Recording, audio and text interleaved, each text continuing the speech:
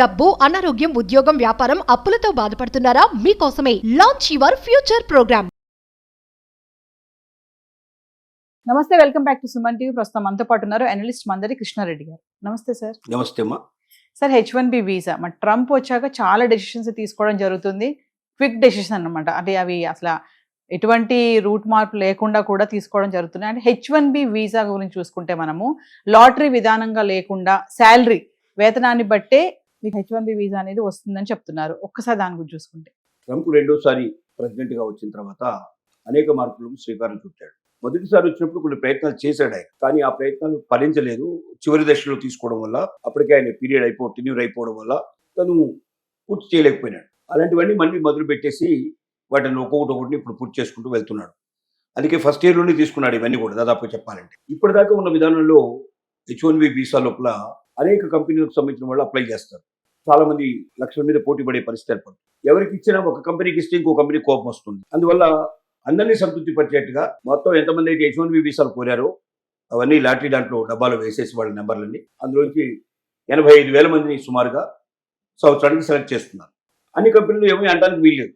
ఎందుకంటే నా కంపెనీకి ఎక్కువ వచ్చాయి, నీ కంపెనీ తక్కువ వచ్చాయి. లాటరీలో ఎవరికి అదృష్టం ఉంటే వాడికి వస్తుంది. ఈ కంపెనీ మీద ప్రేమ చూపించారు, ఈ కంపెనీ మీద కోపం చూపించారనే పరిస్థితి లేకుండా అన్ని కంపెనీని సంతృప్తి పరిచేట్టుగా తీస్తున్నారు. కానీ దీంట్లో అతి చిన్న స్థాయి ఉద్యోగాలు ఉంటున్నాయి, అతి పెద్ద స్థాయి ఉద్యోగాలు ఉంటాయి. అందరి ఉద్యోగాలు H1B వీసా అంటే ఉద్యోగం కోసం అప్లై చేసుకునే వీసా, కంపెనీలకు ఇచ్చేటువంటి వీసాలు నిజం చెప్పాలంటే ఒక కంపెనీ తరఫున అప్లై చేస్తారు.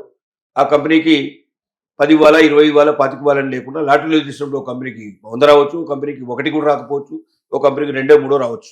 ఇలా జరుగుతున్నాయి. మళ్ళీ అదృష్టం నెక్స్ట్ ఇయర్ పరీక్షించుకోవాల్సిన పరిస్థితి. సంవత్సరానికి ఒకసారి తీస్తున్నారు.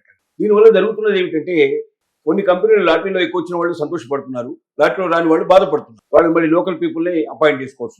లోకల్ పీపుల్ని అపాయింట్ చేసుకుంటే అదే బయట నుంచి వలసదారుని అపాయింట్ చేసుకుంటే అయ్యేటువంటి శాలరీ తోటి 5 నుంచి 10 ఎక్కువ శాలరీ ఇవ్వాల్సిన పరిస్థితి. అంటే చాలా నష్టపోయే పరిస్థితి ఏర్పడుతుంది. చాలా తక్కువ ధరలో అక్కడ నుంచి వచ్చే అవకాశం ఉంటే తక్కువ రేట్లలో ఇక్కడ ఎక్కువ రేట్లు పే చేయాల్సిన పరిస్థితి ఏర్పడుతుంది. రెండోది పెద్ద సమస్య ఏంటంటే సపోజ్ ఒక దాంట్లో ఒక కంపెనీలో హైయెస్ట్ కేటగిరీకి సంబంధించినటువంటి అంటే మెయిన్ పోస్టుల లోపల అత్యధికమైనటువంటి మేధా సంపత్తితో కూడుకున్న పోస్టులకి అప్లై చేసుకున్నారు. వాళ్ళకి రాలేదు వీసా. ఇప్పుడు కంపెనీ మెయిన్ పోస్టులు రాకపోతే ఇబ్బంది ఎక్కువ ఉంటుంది. కింది పోస్టులు రాకపోతే ఎవడైనా పెట్టుకోవచ్చు, అమెరికాలో దొరుకుతారు, వాళ్ళు పెట్టుకోవచ్చు. కానీ మేధో సంపన్నమైనటువంటి పోస్టులకి అమెరికాలో ఉన్న వాళ్ళకి అవకాశం లేదు కాబట్టి, అంటే వాళ్ళ దగ్గర అంత శక్తి సామర్థ్యాలు లేవు కాబట్టి బయట నుంచి తీసుకోవాల్సి వస్తుంది ఎక్కువ. 2 కారణాలు కూడా తీసుకుంటారు బయట వాళ్ళని. ఒకటి, ఎక్కువ అత్యధికమైన జీతాలు ఇవ్వాల్సిన పరిస్థితి ఏర్పడుతుంది, ఒక ఉద్దేశం. రెండోది ఏంటంటే మేధో సంపత్తి వాళ్ళు అక్కడ దొరక్కపోవడం, రెండో ఉద్దేశం.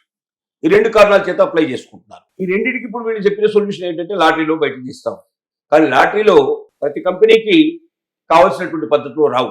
ఒకవేళ కింది ఉద్యోగాలు వస్తే పై ఉద్యోగాలు రాకపోవచ్చు, పై ఉద్యోగాలు వస్తే కింది ఉద్యోగాలు రాకపోవచ్చు, అసలేమీ రాకపోవచ్చు. ఎవరో ఒకరికి అదృష్టం అవుతుంటే అన్ని రావచ్చు. ఇలా కొన్ని వందల కంపెనీలు వెయిట్ చేసేదంటూ 1%, 0.5% మాత్రమే సాటిస్ఫై అవుతున్నారు. మిగతా వాళ్ళందరికీ దుఃఖం మిగిల్చి పరిస్థితి పడుతుంది. ఇప్పుడు అలా కాకుండా ఏం చేస్తున్నారంటే కొత్త నిర్ణయం ప్రకారంగా మేధో సంపత్తి కలిగినటువంటి పోస్టులు ఎవరైతే అప్లై చేశారో పైనుంచి కిందికి వస్తారన్నమాట. అంటే అన్ని అత్యధికమైన మేధో సంపన్నమైనటువంటి ఉద్యోగాలకు మొత్తం చేస్తారు. 85,000లో వాళ్ళు ఎంతమంది ఉన్నారో తీసేసిన తర్వాత నెక్స్ట్ లెవెల్ కేటగిరీ వాళ్ళకి ఇస్తారు. అంటే ఆల్మోస్ట్ వాళ్ళ కింది కేటగిరీ ఏవి ఫిలప్ కావుగా. ఇప్పటిదాకా జరుగుతున్నది ఏంటంటే అక్కడికి వెళ్ళి చదువుకున్న వాళ్ళు చాలా మంది స్టూడెంట్స్ వాళ్ళ చదువు పూర్తి కాగానే వాళ్ళందరూ H1B వీసాకి అక్కడే డైరెక్ట్గా అప్లై చేస్తున్నారు. చేయడం వల్ల వీళ్ళకి పై ఉద్యోగాలు రాకపోయినా కింది ఉద్యోగాలనే వస్తున్నాయి. ఇక్కడ వాళ్ళు ఇంకా అప్పటికి వాళ్ళకి అనుభవం ఏముండదు కాబట్టి కనీసం ఏదో కొంత వచ్చినా ఈ అనుభవం పనికి వస్తుంది, అమెరికాలో ఉండే అవకాశం ఏర్పడుతుంది. ఇప్పుడు కాకపోతే మరి 2 ఏళ్లకో 3 ఏళ్లకో వాళ్ళు మెల్లమెల్లగా వాళ్ళ జీవితంలో పైకొచ్చి ఏదో ఒక రోజున పెద్ద ఉద్యోగాలు సంపాదించుకునే అవకాశం ఉంటున్న ఉద్దేశంలో ముందుకెళ్తున్నారు.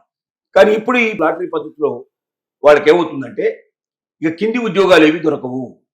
అంటే అక్కడ చదువుకున్నటువంటి స్టూడెంట్స్ ఎవరు కూడా వాళ్ళకి అనుభవం లేకుండా, మేధో సంపత్తిని సంపాదించకుండా, రీసెర్చ్ చేయకుండా వాళ్ళకు ఉద్యోగాలు దొరికే అవకాశాలు లేవు. అంటే ఇవి శాశ్వతంగా భూస్థాపితమయ్యే పరిస్థితి ఏర్పడుతుంది. మేధో సంపన్నమైన ఉద్యోగాలకే ప్రాముఖ్యత ఇచ్చినప్పుడు కొన్ని కంపెనీలకు మాత్రం లాభం వస్తుంది, కొన్ని కంపెనీలకు అవసరం లేకపోవచ్చు అవి. రెండోది, ఇప్పుడు ఏ రకంగానైనా దెబ్బే.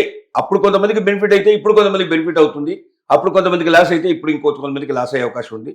ఇప్పుడు పెట్టిన దానివల్ల ఒక్క మేధో సంపన్నమైనటువంటి బాగా ఇంటెలెక్చువల్ పీపుల్కు మాత్రమే పెద్ద ఉద్యోగాల్లో మాత్రమే అవకాశాలు దొరుకుతాయి తప్ప కింది స్థాయి ఉద్యోగాలు ఇక దొరకడం చాలా కష్టం. వాళ్ళకు డైరెక్ట్గా H1B వీసా దొరకదు. H1B వీసా దొరకకపోతే ఇంకేం చేయాలి? పర్మనెంట్ వాళ్ళు గోల్డ్ కార్డు ఒకవేళ తీసుకోవాల్సిన పరిస్థితి ఏర్పడితే సుమారు 50 కోట్లు పెట్టి వాళ్ళు గోల్డ్ కార్డు తీసుకోవడం అనేది సాధ్యం కాదు. వీళ్ళంతా మధ్యతరగతి జీవులు ఎక్కువ మంది. అక్కడ అప్పో సప్పో చేసుకుని వచ్చి ఇక్కడ ఏదో ఒక ఉద్యోగం చేసుకుంటూ అమెరికాలో స్థిరపడాలనే ఉద్దేశంతో వచ్చి చదువుకుంటూనే ఉద్యోగం చేసి వాళ్ళు పోషించుకొని ముందుకు వచ్చిన వాళ్ళు. ఇక నుంచి అలాంటి వాళ్ళందరూ వెనక్కి తిరిగి రావాల్సింది తప్ప అమెరికాలో ఉండే అవకాశాలు లేవిక. మేధో సంపన్నమైన వాడికి ఈ దేశం కావచ్చు మరో దేశం, ఏ దేశం అయినా ఎవడైనా సరే ఆహ్వానం పలుకుతాడు. అసలు దాని గురించి ఆలోచించాల్సిన అవసరం లేదు. అమెరికా కాదంటే లండన్ పోతాడు, లండన్ కాకపోతే అంటే ఇంగ్లాండ్ పోతాడు, ఇంగ్లాండ్ కాకపోతే జర్మనీ పోతాడు, ఇంకో దేశానికి వెళ్తాడు.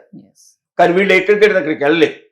వీళ్ళ ఆలోచన ఏంటంటే అమెరికాకు వచ్చాం, ఇక్కడ మనం చదువుకున్నాం, ఇక్కడే మెల్లగా చిన్న ఉద్యోగం సంపాదించుకొని ఆ తర్వాత ఎదుగుతూ ఎదుగుతూ ఎదుగుతూ పెద్ద ఉద్యోగానికి వెళ్ళాలని కోరికతో ఎవరైతే వెళుతున్నారో అలాంటి వాళ్ళ ఆశలు అడియాశలు అయ్యే పరిస్థితి ఏర్పడుతుంది. దీన్ని చాలా మంది దీన్ని హర్షించలేకపోతున్నారు. లాటరీ పద్ధతిలో చాలా మంది బెనిఫిట్ అయినారు. దీంట్లో ఆ బెనిఫిట్స్ వాళ్ళకు రావు. ఇక నుంచి ఉద్యోగాలు అమెరికాలో రావాలి అంటే వలసదారులకి ఖచ్చితంగా మేధో సంపన్నమైన ఉద్యోగాలే రావాలి. ఇక చిన్న ఉద్యోగాల్లో తీసుకోవాలన్నా అమెరికన్స్నే తీసుకోవాలి. అలా తీసుకోవడం వల్ల చాలా ఎక్కువ భాగం వాళ్ళకి జీతాలు బాగా పెంచాల్సిన పరిస్థితి ఏర్పడుతుంది. కాబట్టి మేము నష్టపోతాం మొర్రో అని చెప్పి కంపెనీలు మొత్తుకుంటున్నాయి. ఇది అక్కడ ఉన్న పరిస్థితి. ఎక్కువ శాలరీ ఉన్న జాబ్స్ కి ఇంకా ప్రాధాన్యత ఉంటుంది. ముందు ప్రాధాన్యత వాళ్ళకే ఇస్తారు. అక్కడి నుంచి ఉడబోసుకుంటూ వస్తారు. అంటే ఫస్ట్ ఎవరికి ఇస్తారు? అత్యధికమైన ది హైయెస్ట్ కేటగిరీస్ ఇస్తారు. దీనికి ట్రంప్ చెప్పే సమాధానం ఏంటంటే మేధావులను మనం తీసుకున్నట్టయితే మేధస్సు వల్ల మన అమెరికాకి కోట్ల రూపాయల లాభడి వస్తుంది. మన దగ్గర ఉపాధి పెరిగే అవకాశం ఉంటుంది. వాళ్ళ మేధస్సుతోటి కొత్త కొత్త ప్రాజెక్టులు తీసుకొస్తారు. దేశానికి, దేశ ఆర్థిక వ్యవస్థకి, దేశ భద్రతకి ఎక్కువగా అవకాశాలు ఉంటాయి.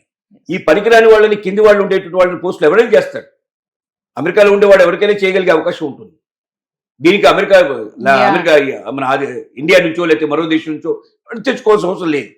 మేధస్సులు మాత్రం అమెరికాలో దొరకరు కాబట్టి వాళ్ళని ఖచ్చితంగా తెచ్చుకోవాల్సిన అవసరం ఉంది. కాబట్టి అలా రెండు పర్పస్లు దీంట్లో నెరవేరుతాయనేది ట్రంప్ యొక్క ఆలోచన. ఒక దేశాధినేతగా అతను ఆలోచిస్తున్న విధానం కరెక్టే. కానీ ఇప్పటిదాకా ఒక అవకాశం ఇచ్చి ఇన్నాళ్ళు అలవాటు చేసి ఇప్పుడు సడన్ గా మానేయడం వల్ల ఎంతో మంది నష్టపోతారు, ఎంతో మంది బాధపడతారు, ఎంతో మందికి అవకాశాలు చేజారిపోతాయి.